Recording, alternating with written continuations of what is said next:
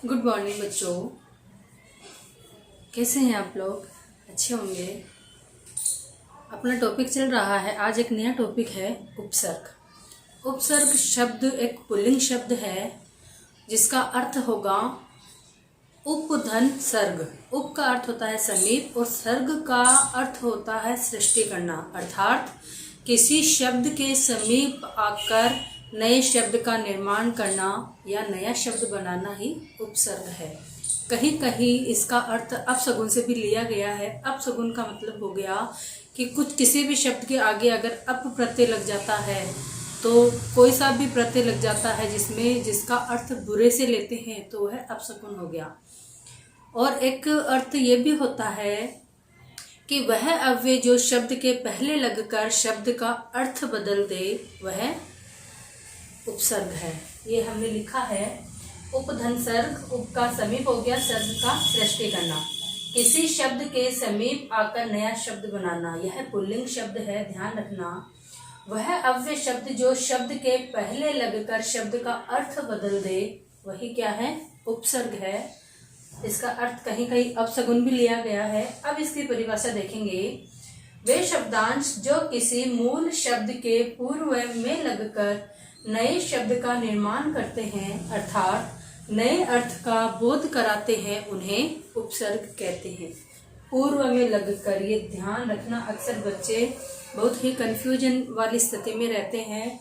आगे लगाते हैं, पीछे लगाते हैं, पीछे लगाते हैं, आगे लगाते हैं, कुछ नहीं होगा। ऐसे देखो, उपसर्ग ऐसे आगे स्वर पहले आते हैं तो यह शब्द के पहले ही लगेगा। यह ध्यान रखना। एक ध्यान रखना, एक अपने आप रह जाएगा, क्योंकि उपसर्ग और प्रत्यय में अक्सर कंफ्यूजन होता है। उपसर्ग आगे लगेगा, प्रत्यय पीछे, पैसे पीछे, पैसे प्रत्यय वह पीछे लगेगा। आइए अब देखते हैं उपसर्ग के प्रकार।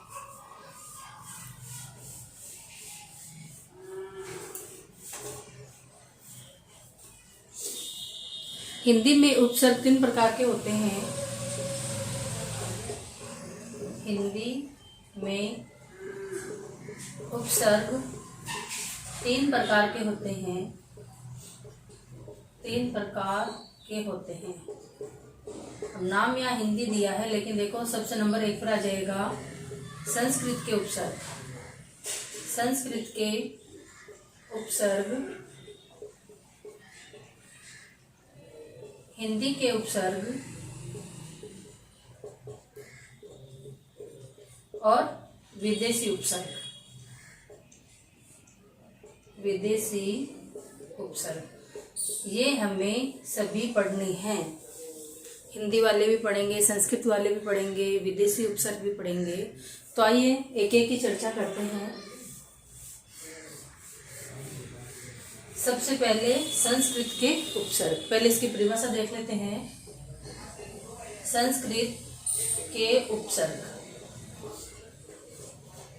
इसको हम सारणी के माध्यम से भी पढ़ेंगे। सबसे पहले इसकी परिभाषा।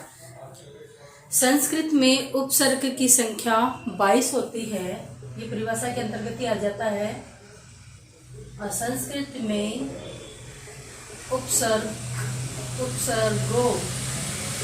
की संख्या 22 होती है। संख्या कितनी होती है? 22 होती है।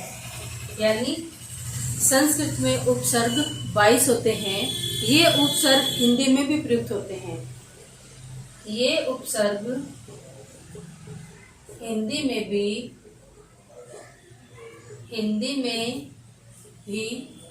प्रयुक्त होते हैं।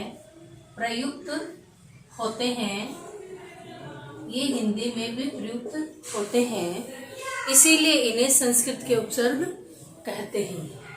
इसलिए इन्हें संस्कृत के उपसर्ग कहते हैं। संस्कृत के उपसर्ग कहते हैं। ये थी परिभाषा। परिभाषा आपने जान ली। अब हम क्रमानुसार इनको सारणी के माध्यम से पढ़ते चले जाएंगे। यहाँ पे आपको लिखना है क्रम संख्या, यहाँ पर आपको लिखना है उपसर्ग, यहाँ पर आपको लिखना है अर्थ। और यहाँ पर उपसर्ग युक्त शब्द।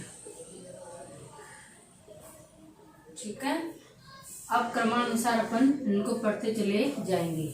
नंबर 1 अधिक, अति। इसका अर्थ हो गया अधिक या परे। अब इनसे बनने वाले शब्द देखेंगे।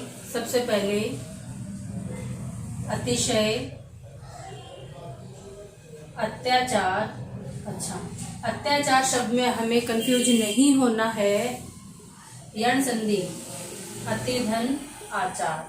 संधि हमने पहले इसीलिए पढ़ी है ताकि कंफ्यूज नहीं हो। ऐसे वाले शब्द इसी में यानी उपसर्ग में ज्यादातर संधि युक्त शब्द ही आएंगे। अगर आपको पता हो तो मैंने बताया था ये और वह के तुरंत आगे आधा अक्षर आएगा तो वह यण संधि होगी। इसका टुकड़ा ऐसे होगा। ठीक है, फिर है अत्यधिक, ये भी हो जाएगा अतिधन, अधिक। अत्यधिक, अतिशीघ्र,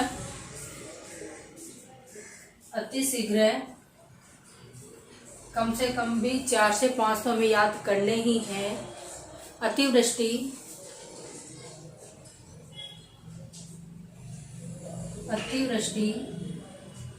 अत्यावश्यक, अतिधन आवश्यक। और एक शब्द और लिख लीजिए अतीव। ये थे अति से बनने वाले शब्द। अब हम देखेंगे दूसरा शब्द। मेरे बोलने के साथ साथ ही नोट आउट करते रहिए आप लोग ताकि कुछ छूट ना जाए। अधि का अर्थ हो गया प्रधान। अधिक का अर्थ होता है प्रधान या श्रेष्ठ। जैसे अधिकरण, अधिकार, अध्यादेश, अधिधनादेश। अध्यादेश, अध्यक्ष,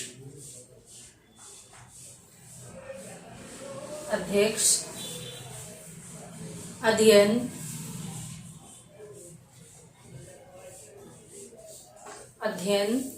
अधिमास,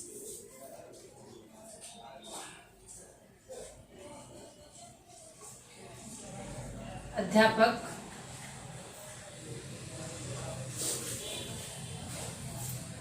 अधीन आदि। आज के वीडियो में हम इतना ही पढ़ेंगे, बाकी के नेक्स्ट वीडियो में पढ़ेंगे। आप लोगों ने अगर पुराने वीडियोज नहीं देखे हैं तो आप ज़रूर देखिए और इनको नोट आउट करिए। धन्यवाद।